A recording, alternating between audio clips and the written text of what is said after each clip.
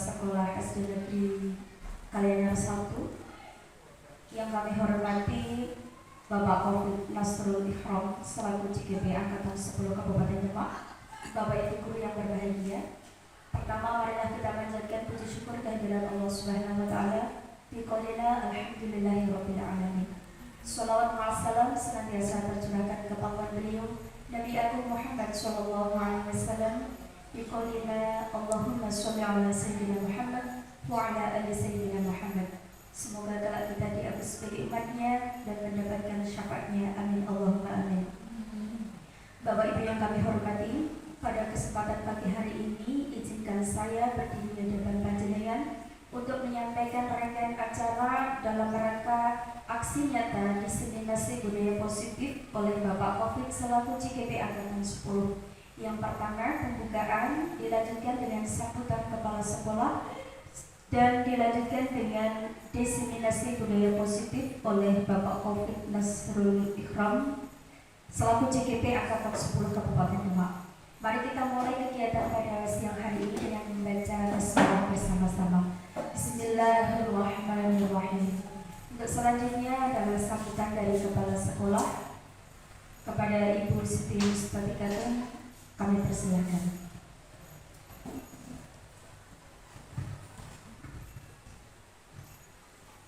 Assalamualaikum warahmatullahi wabarakatuh. Bismillahirrahmanirrahim. Alhamdulillahirabbil alamin wa bihi nasta'inu ala umuri dunya wal din.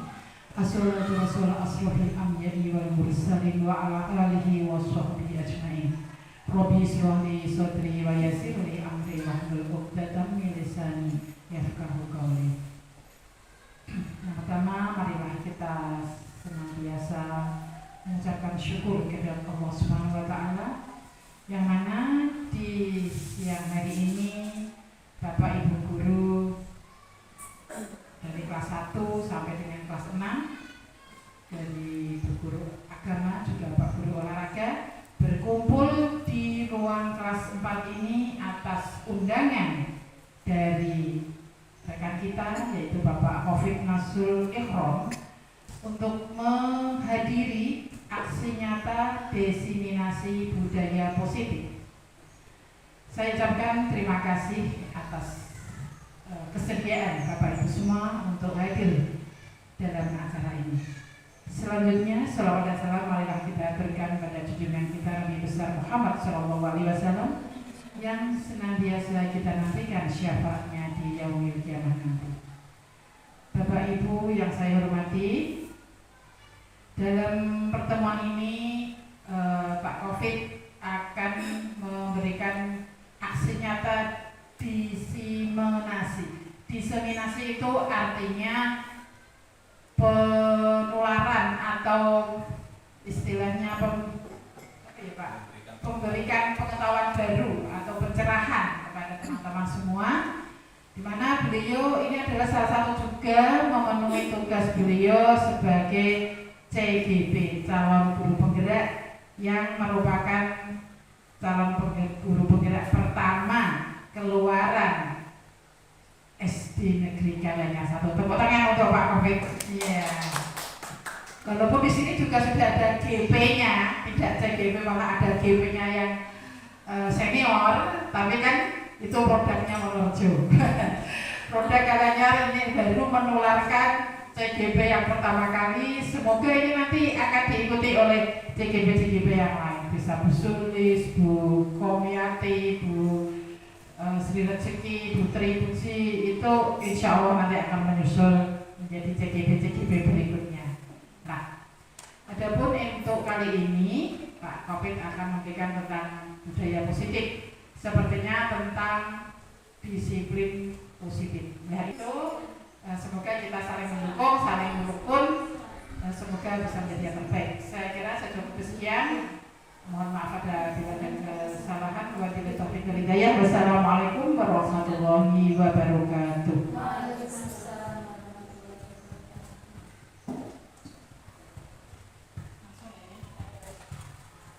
Terima kasih Bapak Ibu yang berbahagia. Acara selanjutnya adalah aksi nyata diseminasi budaya positif oleh Bapak Taufik Nasrul Ikhram selaku CGP Angkatan 10 Kabupaten Demak. Kepada beliau kami persilakan.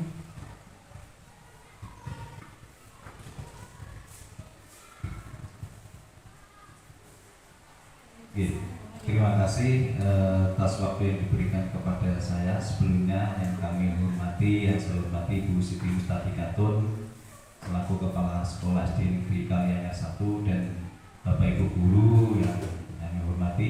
Syukur alhamdulillah pada kesempatan siang hari ini saya diberi kesempatan untuk memberikan apa yang sudah saya dapatkan dari kegiatan pembelajaran calon guru penggerak angkatan 10 tentang diseminasi budaya positif. Jadi mohon izin untuk menyampaikan apa yang berkaitan dengan nanti budaya positif yang nanti saya sampaikan. Jadi di sini kita belajar bersama-sama apa yang sudah saya dapatkan, saya keluarkan kepada panjenengan dan nantinya akan mungkin saya yakin nanti juga bermanfaat untuk kita semuanya. Baik, kita langsung saja. Jadi yang pertama adalah di sini adalah aksi nyata saya diseminasi budaya positif.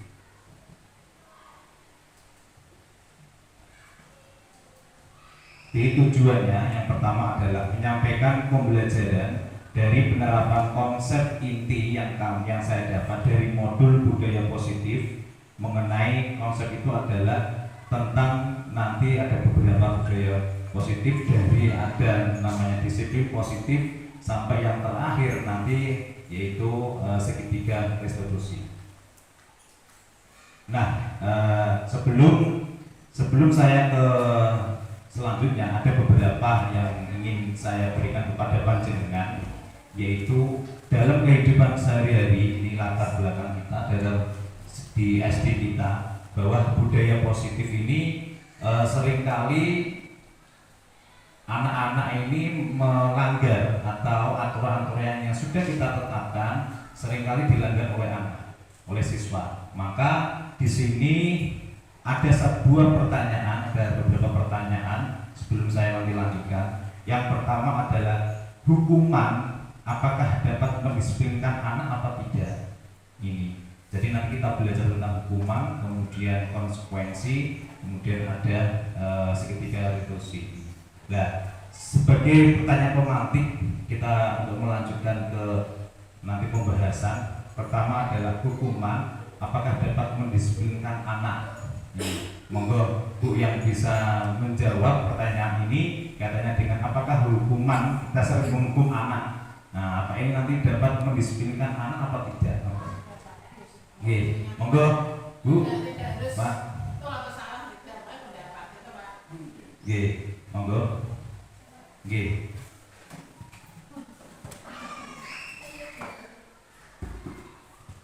Baik, terima kasih Pak. Untuk pertanyaan pertama, hukuman dapat mendisiplinkan anak. Setuju apa tidak? Kalau menurut saya setuju Pak. Karena yang berlaku selama ini dengan hukuman anak itu bisa sedikit demi sedikit akan berubah dari yang tidak disiplin menjadi disiplin. Begitu. Terima kasih. Baik, terima kasih Ibu. Jadi pertanyaannya jawabannya adalah tidak setuju karena hukuman dapat mendisiplinkan anak. Ini poin yang pertama. Jadi nanti kita kaji bersama-sama. Jadi untuk pertanyaan dari Bu Suhartati, apakah nanti kita percaya dan menjelaskan materinya atau hukuman ini bisa berdampak positif apa nantinya akan berdampak tidak baik. Kemudian yang kedua, pemberian hukuman dengan hal positif seperti membaca, membersihkan halaman sekolah dapat meningkatkan disiplin anak. Monggo. Hukuman dengan hal positif seperti membaca atau membersihkan halaman sekolah dapat meningkatkan disiplin anak. Untuk saya pribadi itu setuju dengan alasan begini. Disuruh membaca yaitu anak literasinya lebih lancar ya jelas itu. Dampaknya seperti itu. Kedua, membersihkan halaman sekolah yaitu setuju juga itu untuk mendidik anak untuk menjaga kebersihan juga kesehatan. Karena positif itu dengan membaca, membersihkan halaman sekolah itu dapat meningkatkan disiplin anak ya, agar teratur. Ya, nomor 3 itu memberikan penghargaan dapat meningkatkan motivasi belajar siswa. Saya sangat setuju. Kalau anak diberi penghargaan setelah melakukan sesuatu yang bagus atau yang benar, itu anak harus diberi penghargaan. Ini akan bisa meningkatkan motivasi belajar mereka dan akan bisa memberikan rasa percaya diri pada siswa. Itu pendapat saya, Pak. Oke. Baik, terima kasih Bu. Jadi ini adalah pertanyaan pematik. Bahasanya adalah sebelum kita ke materi, maka tadi sudah panjenengan jawab kaitannya dengan apakah hukuman ini bisa mendisiplinkan anak, kemudian nanti dampaknya bagaimana, dan ini nanti kaitannya dengan penghargaan apakah sama juga bisa meningkatkan motivasi belajar anak. Nah, nanti kita lebih lanjut kita bisa ini yang saya sampaikan. Nah, topik ini nanti adalah yang pertama disiplin positif, kemudian teori motivasi hukuman dan penghargaan, yang ketiga adalah keyakinan kelas, yang dia adalah kebutuhan dasar manusia, dan ini adalah restitusi 5 porsi kontrol, dan yang F adalah ketiga restitusi. Nah, di sini Bapak Ibu, jadi disiplin positif dan nilai-nilai kebajikan universal. Menurut teori kontrol dari William Glasser di sini menyatakan bahwa semua perilaku memiliki tujuan pasti. Karena kita mau ke sekolah pasti ada tujuannya.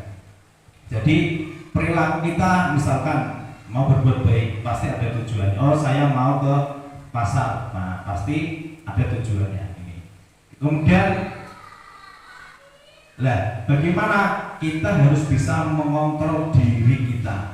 Ini, mau apakah kita bisa berbuat baik kepada seseorang apa tidak? Maka dibutuhkan kontrol diri itu pasti. Karena kalau kita tidak mengontrol diri kita, maka nanti kebablasan ini. Kemudian di sini tujuan dari disiplin positif menanamkan motivasi. Ini menanamkan motivasi pada murid untuk menjadi orang yang mereka inginkan. Jadi maksudnya gini, jadi tujuan dari disiplin positif ini sendiri bahwa untuk menanamkan motivasi kepada murid, ya Bu ya. Jadi kita ada peraturan di sekolah, anak-anak harus seperti ini. Dan tujuannya apa? Ini, jadi menanamkan motivasi untuk berubah, bisa mengontrol diri untuk melakukan hal-hal yang baik ini. Kemudian di sini ada rasa tanggung jawab apa yang dilakukan. Di sekolah kita punya peraturan, anak-anak harus disiplin seperti ini. Nah, kalau siswa ini tidak memiliki tanggung jawab, komitmen untuk melaksanakan pembelajaran, melaksanakan peraturan atau sekolah, maka tidak akan berjalan. Maka di sini tujuan dari disiplin positif adalah menanamkan motivasi anak untuk menjadi ini. Mereka untuk percaya dan bertanggung jawab terhadap apa yang dilakukan. Kemudian di dalam disiplin positif ada nilai-nilai kebajikan. Yang pertama adalah rasa toleransi, rasa hormat, integritas, mandiri, menghargai, antusias, keinginan, kreativitas. Ini jadi Bapak Ibu, intinya di sini disiplin positif, bagaimana kita bisa berperilaku yang baik, kemudian mengontrol diri kita, kemudian kalau tujuan dari sekolah kita adalah memotivasi, memberikan kepada anak bersemangat ini, tapi selain itu adalah ada rasa tanggung jawab yang dilakukan. Baik di sini. Jadi disiplin positif harus di dalamnya ada nilai-nilai kebajikan universal. Ini. Jadi nilai-nilai ada rasa toleransi, rasa hormat, mandiri, integritas. Ini termasuk nilai-nilai kebajikan universal. Nah, ini Bapak Ibu perbedaannya. Teori motivasi, kemudian hukuman, penghargaan, restitusi. Tanpa disadari, mungkin saya sendiri, kita sering menghukum anak. Kamu seperti ini, kamu seperti ini. Sebenarnya kalau sekarang guru kan tidak boleh keras. Betul. Nanti kita apa sih namanya teori motivasi ini? Kemudian hukuman itu apa? Penghargaan. Kemudian ada konsekuensi ini kurang ya. kemudian restitusi. Jadi yang pertama, teori motivasi perilaku manusia yang pertama ini untuk menghindari ketidaknyamanan hukuman. Jadi gini, di sini ada dua motivasi, motivasi eksternal yang dari luar, kemudian ada motivasi intrinsik atau dari dalam diri seseorang. Nah, untuk menghindari ketidaknyamanan hukuman maksudnya gini, aku pengen mempunyai motivasi perilaku yang baik. Tujuannya apa? Tujuan saya aku ingin menghindari sebuah hukuman. Aku kudune tidak boleh mencuri. Saya tidak boleh melanggar aturan sekolah. Nah ini termasuk motivasi pada diri kita sendiri, perilaku manusia. Tujuannya apa? Biar saya tidak mendapatkan hukuman. Ini yang termasuk menghindari ketidaknyamanan hukuman. Kemudian yang kedua, untuk mendapatkan imbalan atau penghargaan dari orang lain. Saya harus semangat belajar. Saya harus seperti ini. Nanti saya pengen mendapatkan penghargaan. Nah, saya dapat hadiah. Pada sekarang aku harus ranking 1, rank 2, nanti saya dapat penghargaan. Itu pasti. Nah, ini termasuk motivasi perilaku manusia. Kemudian yang ketiga, menjadi orang yang mereka inginkan menghargai diri sendiri dengan nilai-nilai yang mereka percaya. Jadi ini maksudnya menghargai diri sendiri ini termasuk motivasi intrinsik di dalam kita. Saya pengen punya motivasi sendiri, saya pengen maju. Ini saya harus menerapkan nilai-nilai yang positif agar nanti saya terlihat perilaku saya baik. Ini motivasi perilaku manusia. Kemudian yang terusnya adalah tindakan terhadap suatu pelanggaran pada umumnya apakah berbentuk hukuman atau konsekuensi. Ini kalau hukuman biasanya ini tidak terencana. Ada tiba-tiba, ayo kamu terlambat, kamu harus push up. Biasanya seperti itu. Kamu terlambat, kamu ambil sampah. Ini. Jadi tidak terencana, tiba-tiba. Kemudian hukuman yang diberikan bisa berupa fisik. Biasa kayak dulu zaman kita nih baru kita disuruh push up. Ini. Kemudian psikis. Anak kadang berpikir ini aku dukung Pak Kopi terus. Ini ada rasa balas dendam ini ya. Karena apa? Disakiti. Kok dihukum aku seperti ini kok terus ini. Nah, ini namanya hukuman di sini. Sementara di sini ada disiplin dalam bentuk konsekuensi. Ini belum diterangkan. Konsekuensi itu apa? Sudah terencana, tapi sudah disepakati dan sudah dibahas. Itu konsekuensi. Nah, ini ada aturan sekolah. Kalau kamu melanggar aturan tertib, apa nanti konsekuensinya? Apa yang yang kalian nanti lakukan? Pak, saya tidak dapat nilai yang baik. Itu adalah konsekuensi. Jadi ini perbedaannya, hukuman, konsekuensi. Kemudian yang terakhir, restitusi. Nah, ini pendekatan disiplin positif, mengajar anak tapi untuk mencari solusi, Pak. Nah, ini perbuatan kadang kita sebagai guru menghukum anak. Menghukum anak ini ada beberapa cara. Yang pertama adalah kaitannya restitusi ini. Jadi kadang anak terlambat, oke kita dekati, kemudian cari solusinya. Ini namanya restitusi. Kadang anak terlambat terus. Nah, di kelas 2 kemarin Alfian itu terlambat terus. Karena akhirnya apa? Terakhir ditinggal ibunya kerja. Ini Pak. Jadi cari solusinya. Terus solusinya bagaimana? Saya komunikasi dengan orang tuanya. Ini. Akhirnya bisa lama-lamaan bisa masuk lebih awal. Ini Bapak Ibu. Jadi motivasi, hukuman, kemudian ada konsekuensi ini, kemudian restitusi. Jadi ini bisa dipahami. Nah, dihukum oleh penghargaan. Diingat-ingat ini Bapak Ibu. Kadang penghargaan ini bisa menurunkan kualitas. Kemudian penghargaan mematikan kreativitas. Penghargaan mengurangi motivasi intrinsik. Ini. Karena apa? Akibat dari dihukum. Tapi dihukum kok oleh penghargaan. Nah, ini yang berbahaya Bapak Ibu. Kadang kita penghargaan ini bisa menurunkan kualitas anak. Kowe tak hukum saya ini, engko dhewe iki kudune ngene, tak kayak permen misalkan. Oke, nanti kamu tidak terlambat lagi besok tak kasih nilai seperti ini, tak kasih permen, tak kasih hadiah. Ini mematikan sebenarnya. Ini. Lah berarti berarti aku iki tidak terlambat karena saya dibersihkan dikasih permen. Hukuman oleh contoh yang Bu. Misalkan kita menghukum anak, nah kamu yang terlambat, ya. Besok jangan diulangi lagi. Nanti kalau kamu tidak usah ulang, kalau tidak diulangi lagi, nanti tak kasih ini. Nah itu, otomatis kan dia tidak karena bukan keinginan sendiri, tapi aku guru-guru dikei hadiah, dikei nilai Pak Covid, saya tidak akan naik kelas. Dan ini berbahaya, dihukum oleh penghargaan karena tidak datang dari sendirinya. Ini Bapak Ibu. Nah, ini jadi bisa menurunkan kualitas, kemudian mematikan aktivitas, kemudian mengurangi motivasi intrinsik dalam diri kita. Tidak ada kemauan sendiri karena aku kok diiming-iming kalau Pak Covid dikasih uang misalkan seperti itu. Iya, bola ini.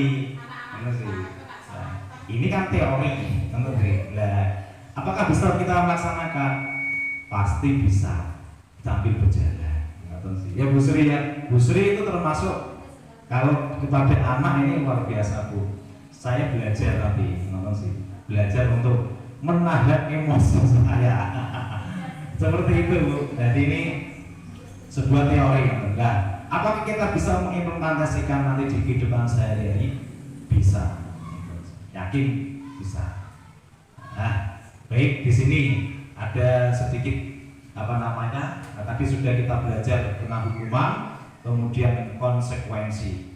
Jadi ini Bapak Ibu silakan panjenengan identifikasi tindakan guru seperti ini apakah merupakan hukuman atau konsekuensi. Ini kita pernah dulu belajar ini Bu ya. Nah, ini ya tentang hukuman, kemudian konsekuensinya. Dan ini Bapak Ibu memang tujuan ini, maka di grup saya bilang ini nanti sekalian bisa diterapkan di kelas masing-masing karena termasuk model dari penindasan dari lokakarya yang kemarin sekalian. Yang pertama adalah mencatat 100 kali di dalam buku kalimat. Nah ini saya tidak akan terlambat lagi. Nah ini pernah kita rasakan. Kalau kita melanggarnya, apakah termasuk hukuman atau konsekuensi? Hukuman. Kemudian lari mengelilingi lapangan basket 2 kali karena terlambat hadir di sekolah. Hukuman. Murid diminta untuk push up 15 kali tidak menggunakan masker di sekolah. Menggantikan kertas tugas teman yang telah dicoret-coret.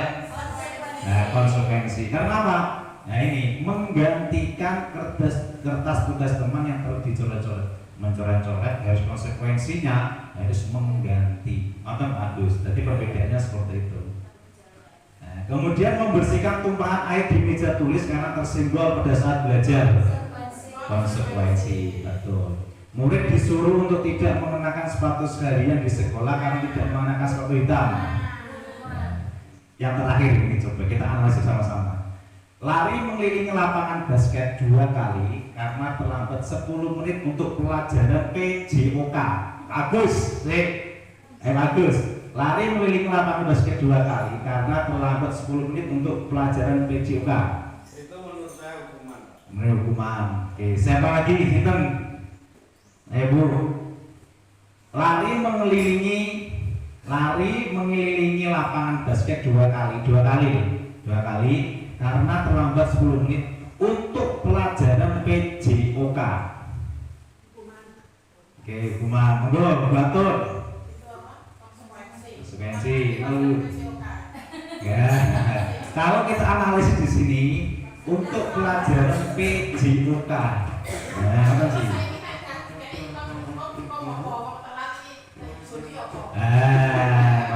Betul. Ini adalah konsekuensi. Nah, karena apa Pak? Ada kaitannya dengan pelajaran Oke, seperti itu.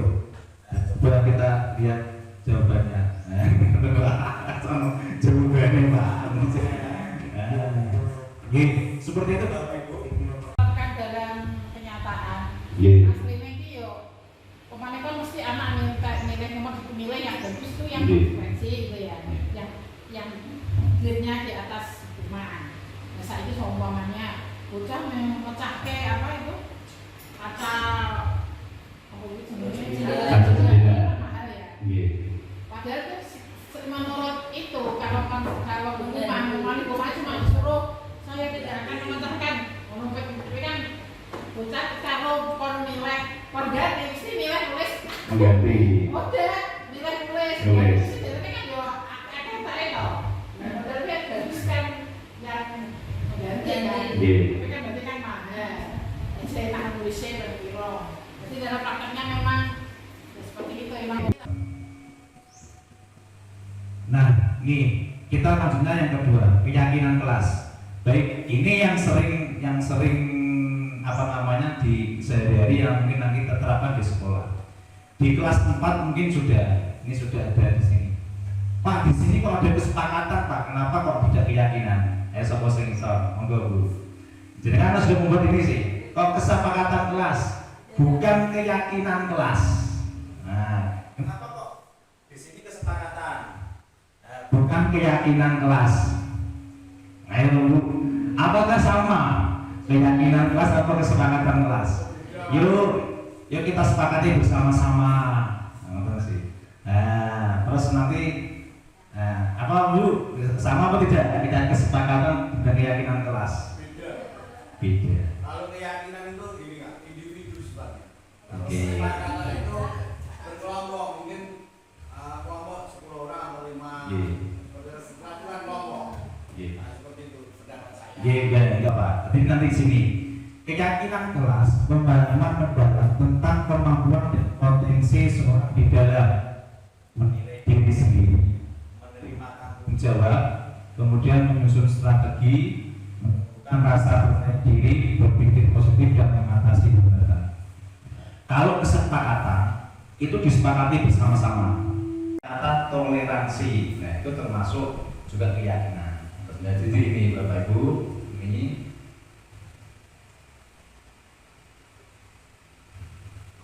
nah ini jadi kalau apa namanya peraturan contoh mengapa kita tidak memiliki peraturan harus menggunakan helm ini peraturan kita harus menggunakan helm kemudian memakai apa namanya kendaraan roda 2 ketika mengendarai kendaraan roda 2 itu peraturan tapi di dalam peraturan ini misalkan ini ada suatu keyakinan apa keyakinannya lah ada merah berarti apa nanti bisa keselamatan nah gitu loh Bu. Jadi tidak detail itu namanya keyakinan jadi seperti itu. Nah, contoh harus memakai seragam sekolah peraturan kita. Nah keyakinannya apa? Ya Bu, apa Bu? Ya misalkan pakai seragam. Nah ini Keyakinannya ya bajunya susah dibelikan sama gak apa-apa, jadi bisa keyakinannya apa? Bisa disiplin, bisa nonton sih. Nah, kemudian di sini Bapak Ibu kembali lagi, jadi nilai-nilai keyakinan lebih menggerakkan seseorang daripada mengikuti serangkaian peraturan-peraturan ini. Jadi ada dari diri kita ada nilai untuk bergerak. Nah ini, yuk siapa, ayo selalu dikembalikan buku ke tempatnya. Ada peraturan mengembalikan buku ke tempatnya. Keyakinan kelasnya apa? Contoh di sini tadi. Tanggung jawab. Oke, monggo. Dilarang mengganggu orang lain. Diganggu orang lain. Berarti apa? Menghargai. Nah, dan di sekolah 15 menit sebelum pembelajaran dimulai. Disiplin. Dilarang melakukan kekerasan. Ya bisa. Kemudian dilarang menggunakan narkoba. setan. Ya.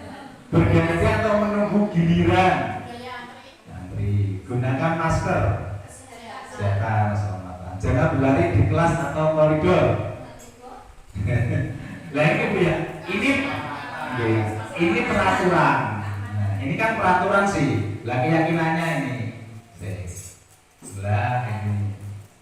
Nah, jadi nanti sama-sama tidak apa-apa. Ini kan buatan saya sendiri sih, benar-benar berotak. Jadi selalu dikembalikan buku ketumbarnya. Keyakinan kita adalah tanggung jawab. Seperti itu. Jadi ini. Jadi di dalam suatu peraturan itu ada keyakinan kelas, ada keyakinan. Baik, paham Bu ya? Nah, ini tahapan untuk membuat keyakinan kelas. Peraturan yang perlu disepakati di sekolah atau di kelas. Jadi nanti nyuwun tolong mungkin yang sudah beberapa kelas sudah membuat keyakinan kelas ini. Saya coba pengen tahu Bu, pengalamannya Bu Sulis karena di sini membuat kesepakatan kelas. Monggo Bu disampaikan Bu.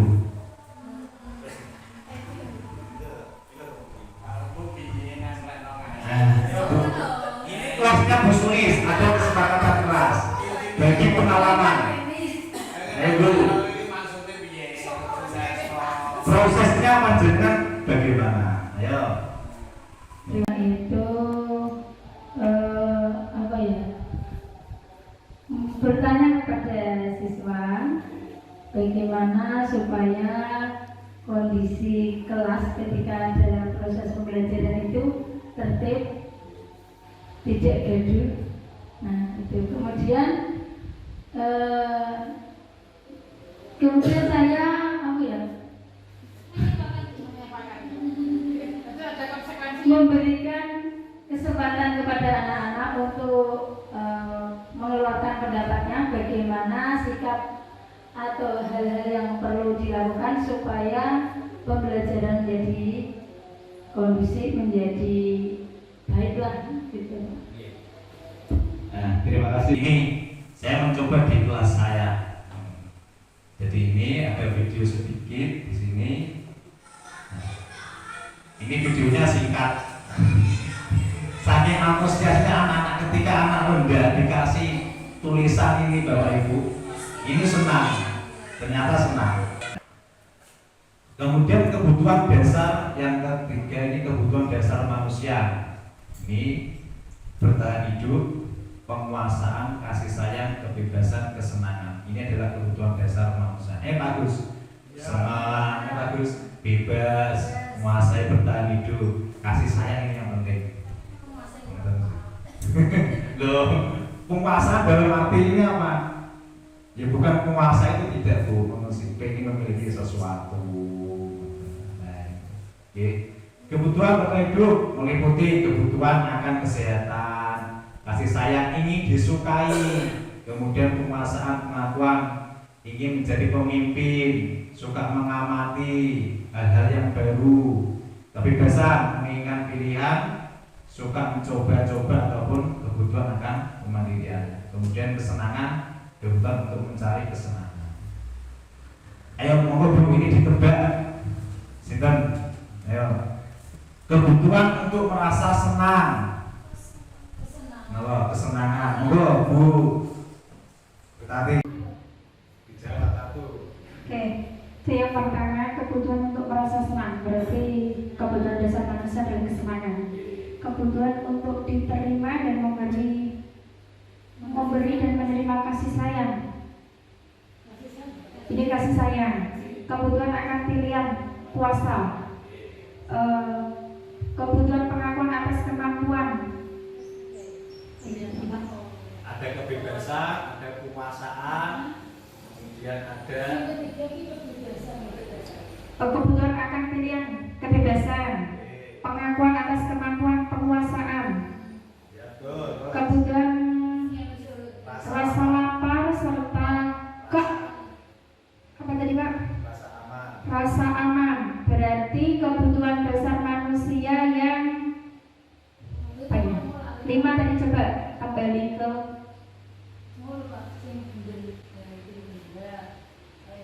kebutuhan bertahan hidup.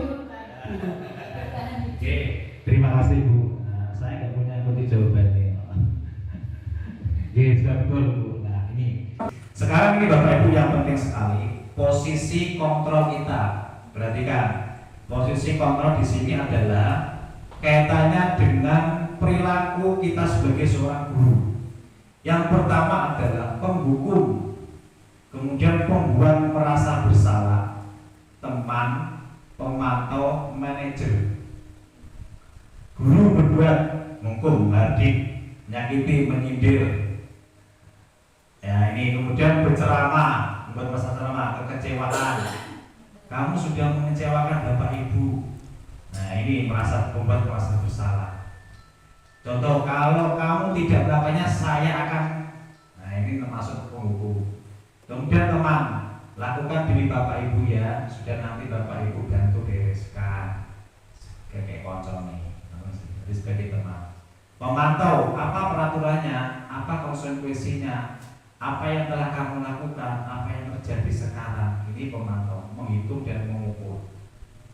Manajer mengajukan pertanyaan-pertanyaan, apa yang diyakini, apa namanya, memperbaikinya. Kalau kamu seperti ini bagaimana? Ini namanya manajer. Pertanyaannya adalah, di manakah posisi kita yang terbaik yang kita terapkan sebagai seorang guru? Bu Maria, mana Bu?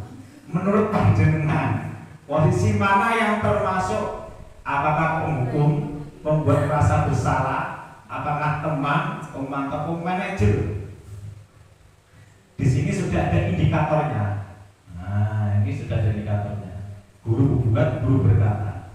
Yang paling baik seandainya ini ya, kita terapkan dari seorang guru murid yang mana? Ya, yang gantian Bu Putri. Apakah penghukum, pembuat merasa bersalah, teman, pemantau, manajer? Kira-kira kita sebagai posisinya seorang guru, misalkan penghukum, kamu baik gak? Baik gak untuk kita sebagai guru? Tidak.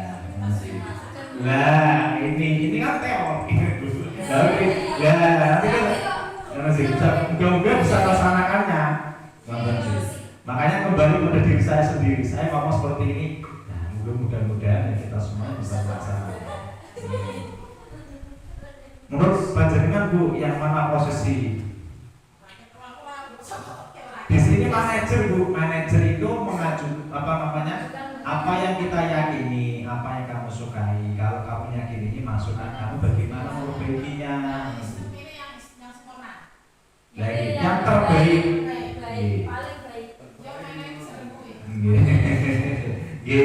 Jadi yang terbaik, posisi yang terbaik adalah manajer. Ini pilih yang paling baik. Ini sering teman kita juga melakukan. Nah, ayo anak kita bereskan sama-sama. Nanti baru-baru nyapu. Ini sebagai teman juga. Pemantau ya ini juga menghitung dan mengukur dalam arti ini.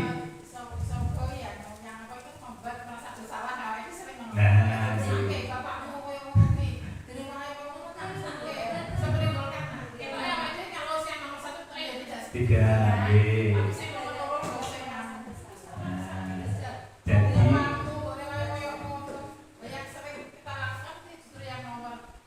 Yang nomor 2.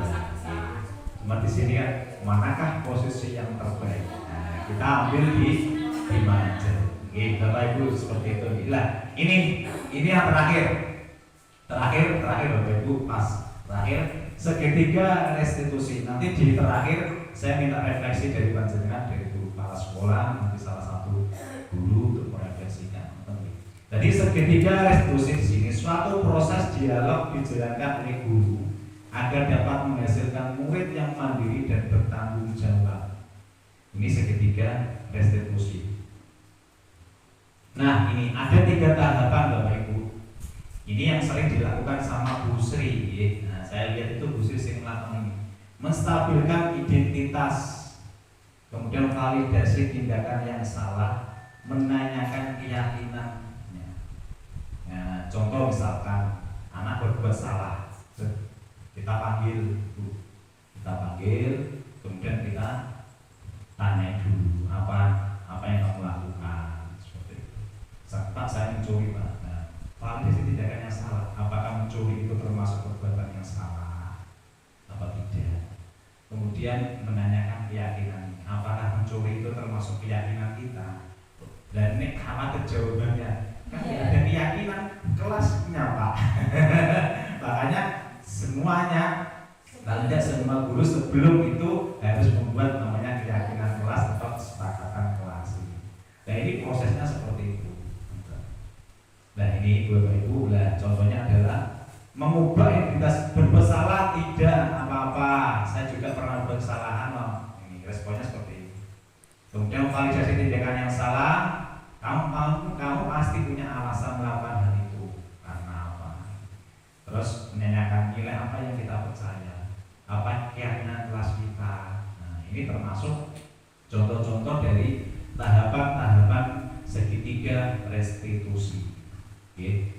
Nah, ini pertama menstabilkan identitas, validasi tindakan yang salah, terus menanyakan keyakinan. Nah, apakah ini sulit, Bapak Ibu? Ya, kita nanti lakukan bersama-sama. Di PMM ini sudah saya pernah lakukan, Bu. Nanti bisa alhamdulillah dapat sertifikat. Nah, ini. Dan ini pun sudah saya presentasikan di Lokakarya kemarin, Bu. Ini sama Pak Aan. Di Bu Sulis kesepakatan kelas dan saya segitiga restitusi sudah tapi lewat Zoom. Nah, ini prakteknya Bu, jangan di apa namanya video ini sedikit praktek.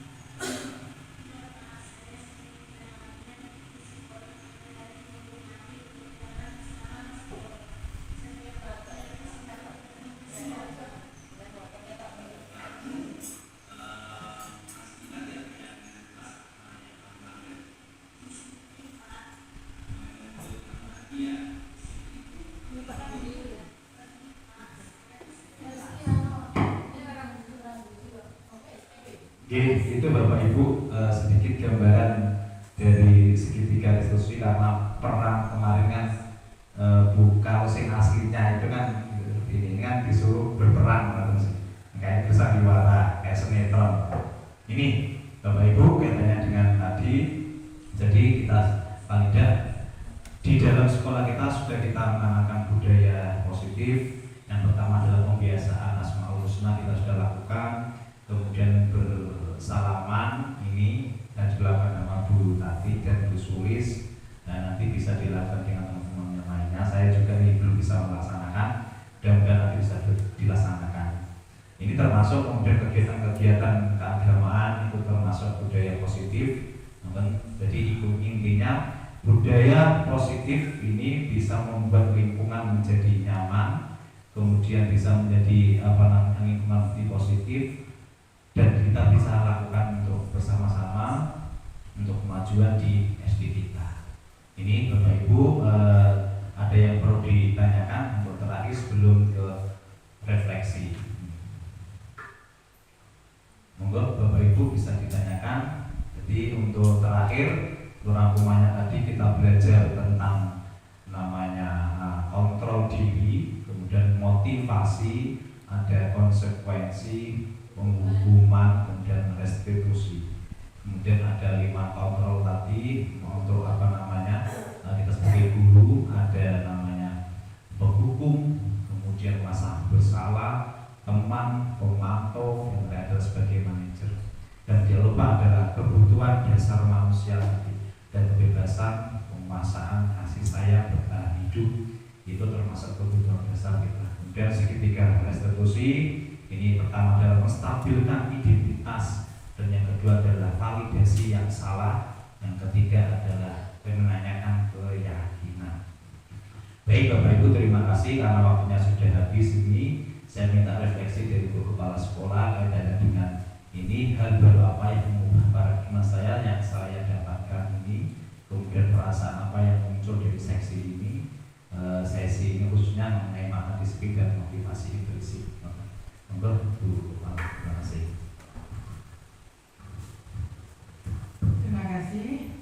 Sebagai sesi yang terakhir yaitu refleksi dari diseminasi yang sudah dilakukan oleh Pak Covid. Banyak hal-hal baru yang bisa kita terima di Bapak Ibu, asli di ya, saya asli di ini orang ngerti, yang tadinya tidak tahu, sekarang kita menjadi tahu. Nah, hal-hal baru apa yang mengubah paradigma saya yang saya dapatkan? Yang sudah kita lakukan, kita melaksanakan.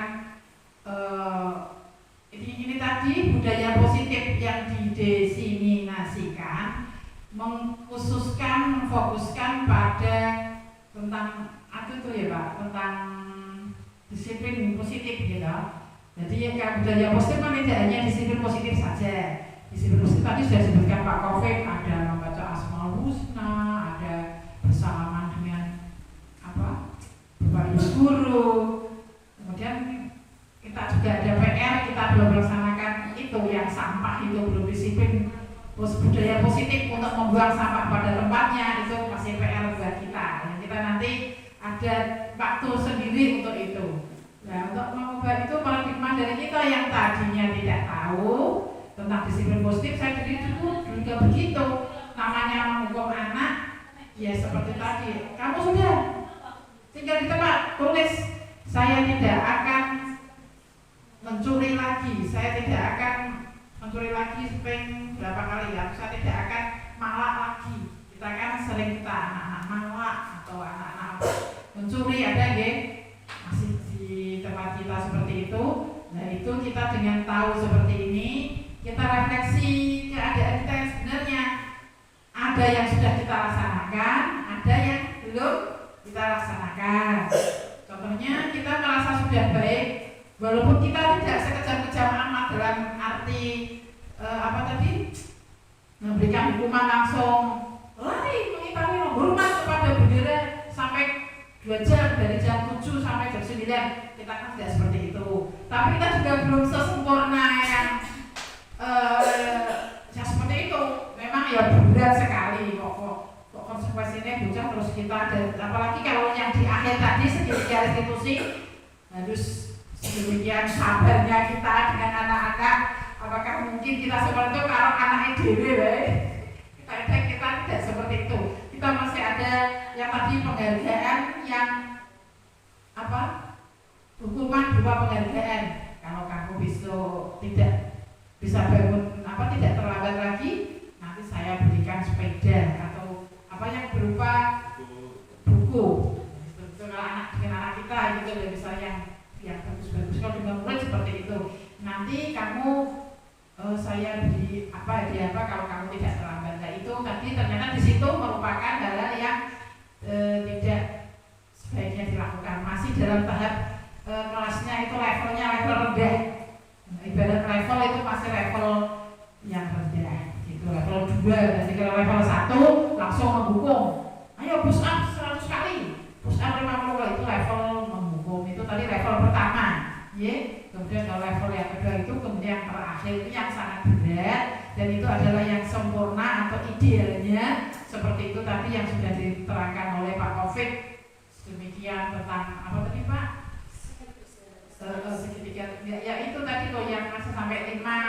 apa tadi?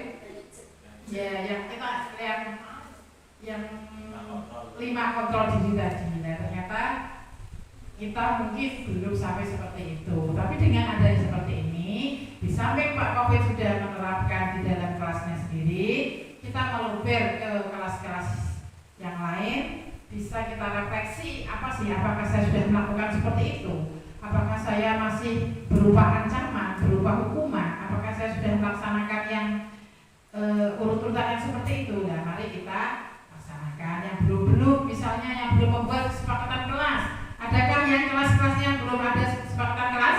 Kelas 1 sudah? Oh, kelas 2 sudah pasti. Kelas 3? Kelas 3 ya tidak, mau pensiun sudah. Kelas 4? Sudah. Kelas 5? Oh belum. Ya walaupun gurunya sudah melakukan yang jerepet yang bagus, tapi secara tertulis belum. Kelas 6? Oh, sudah. Oh ya, bagus sekali. Padahal kelas 6 pakai Arab ditata lagi. Oh iya.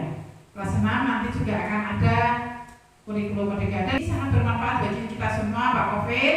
Diseminasi hari ini sangat bermanfaat sekali untuk kita semua. Untuk selanjutnya kita bisa melaksanakan seperti itu walaupun tidak sempurna, tapi kita sudah mencobanya. Itu untuk berubah. Berubah apa Pak? Dari menggerakkan, maksudnya tergerak, bergerak, tergerak, menggerakkan. Itu slogannya Bapak Ibu Guru. GP dan GP. Ya Pak, bagus. Bergerak, bergerak dewi, bergerak terus tergerak. Yo, aku kok cek ini yo, menggerakkan. Terus yuk lah, GP. Terus baru yo gerak-gerak. Berubah kabeh. Ya, itu slogan mereka. Slogannya Pak Nadiem Makarim seperti itu. Bergerak, tergerak, menggerakkan. Ya, sampai agak gede. Menggerakkan kaca-kaca. Demikian saya kira refleksi dari saya. Saya cukup sekian. Terima kasih atas semuanya. Cuma atas segala sesuatunya ada amil-amilnya juga ini dari Pak Kabin. Terima kasih. Sehingga teman-teman bersemangat untuk mengikuti diseminasi di siang hari ini. Saya coba sekian. Assalamualaikum warahmatullahi wabarakatuh. Baik Bu Kepala Sekolah, terima kasih atas refleksinya. Mohon maaf nanti saya ini bagi sebentar, nanti mohon untuk bisa ditempel di sini. Ibu ini bisa ditulis, nanti kan biar semuanya bisa merasakan apa hal yang baru membuat bersama paradigma saya yang saya dapatkan. Nanti ditulis di sini, nanti ditempel ke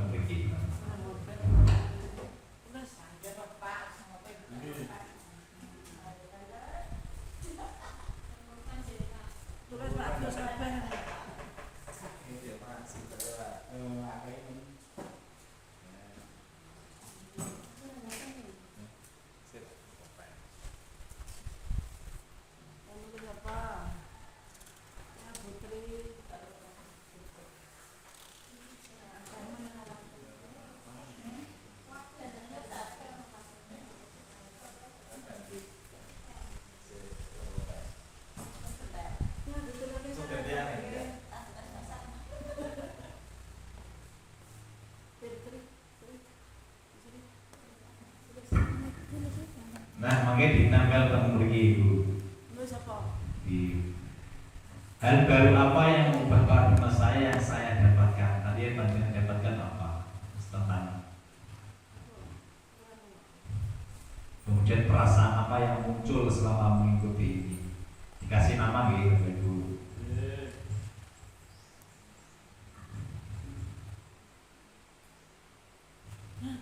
Di next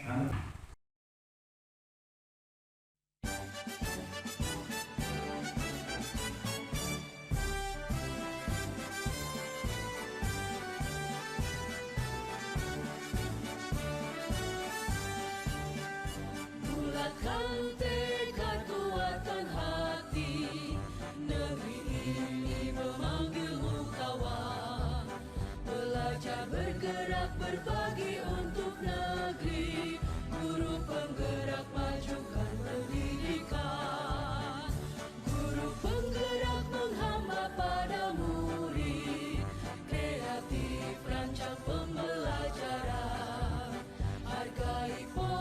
Toleransi tingkatkan prestasi, lahirkan profil pelajar Pancasila.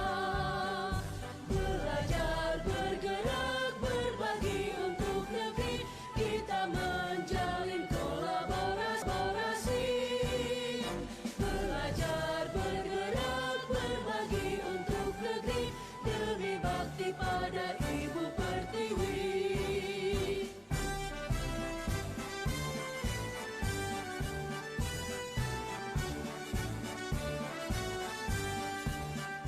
Bulatkan tekad, kuatkan hati, negeri ini memanggilmu kawan. Belajar, bergerak, berbagi untuk negeri, guru penggerak maju. Jujur terjenengan dan mohon maaf sekali lagi saya berterima kasih pada panjenengan meluangkan waktunya untuk kegiatan ini. Mudah-mudahan apa yang saya sampaikan, apa yang kita mendapatkan ridho dari Allah Subhanahu wa taala. Sekian, terima kasih. Assalamualaikum warahmatullahi wabarakatuh.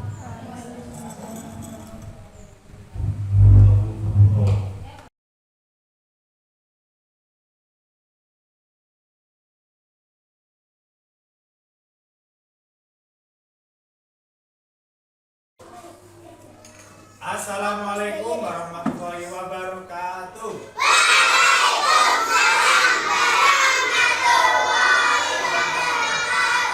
Selamat pagi anak-anak. Bagaimana kabarnya? Alhamdulillah, luar biasa. Sehat semua. Biar kita lebih semangat lagi, yuk. Tepu fokus.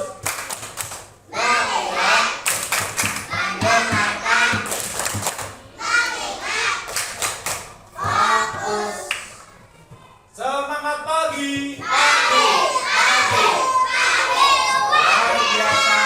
Kelas 2. Tetap semangat. Nah, kita buat kesepakatan kelas, ya. Kita kesepakatan kelas untuk apa? Biar segala sesuatunya yang kita sepakati bersama-sama nanti dilaksanakan, ya, menjadi suatu keyakinan kelas. Baik, kira-kira apa yang harus kita yakini? Yang pertama apa? Ayo, berangkat sekolah tepat waktu. Siapa lagi? Dari tepat waktu apa lagi? Tidak boleh bertengkar. Baik, nanti Pak Covid bagi ini nanti kalian tulis apa yang menjadikan peraturan kelas kita yang nanti kita yakini, yang kita sepakati bersama-sama. Ya, nanti ditulis ya. Setelah ditulis nanti ditempel di papan tulis. Ya, jangan terbalik. Jangan dilem dulu ya.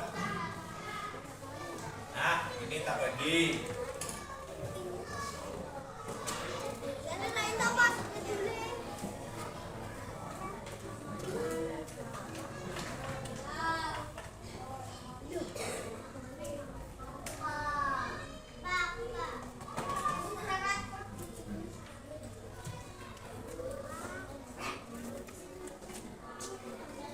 Yang sudah silakan ditulis dulu ya.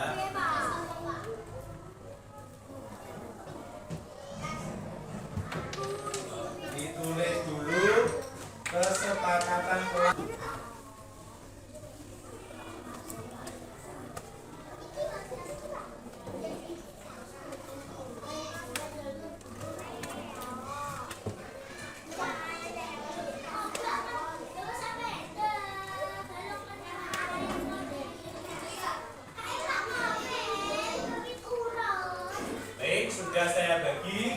silakan kalian tulis ya apa yang nantinya menjadi kesepakatan kelas kita. Setelah itu nanti ditempelkan di depan ya.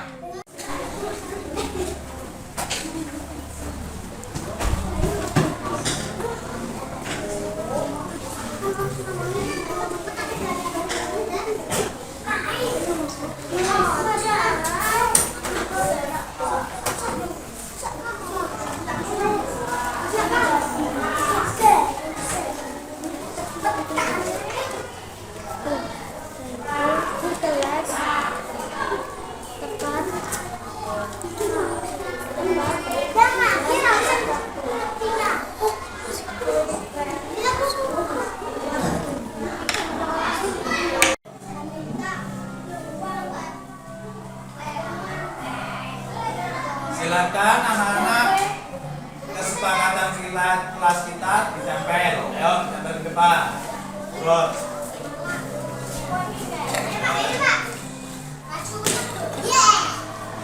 Ayo, maju ke depan.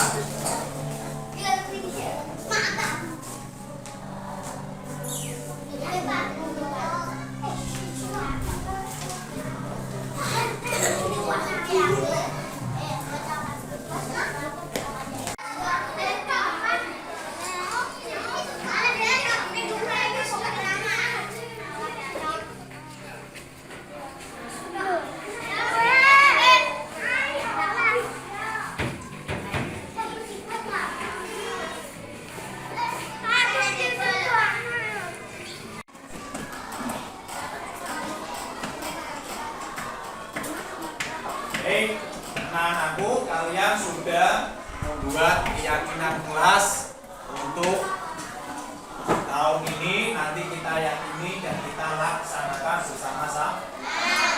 Yang pertama, kita lihat yang pertama. Yang pertama adalah tidak boleh mengambil milik orang lain. Nah, tidak boleh mengambil.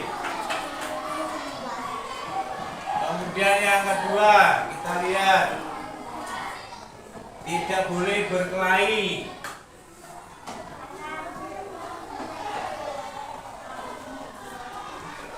Nah, nomor 3 diperhatikan, wajib memakai seragam. Wajib memakai seragam. Yang keempat, mendengarkan guru.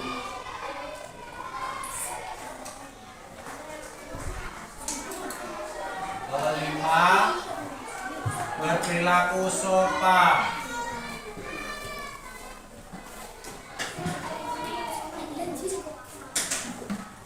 Enam, tidak makan di kelas.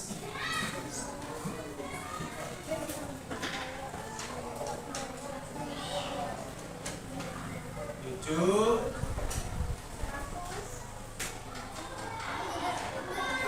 hadir tepat waktu. Hadir tepat waktu.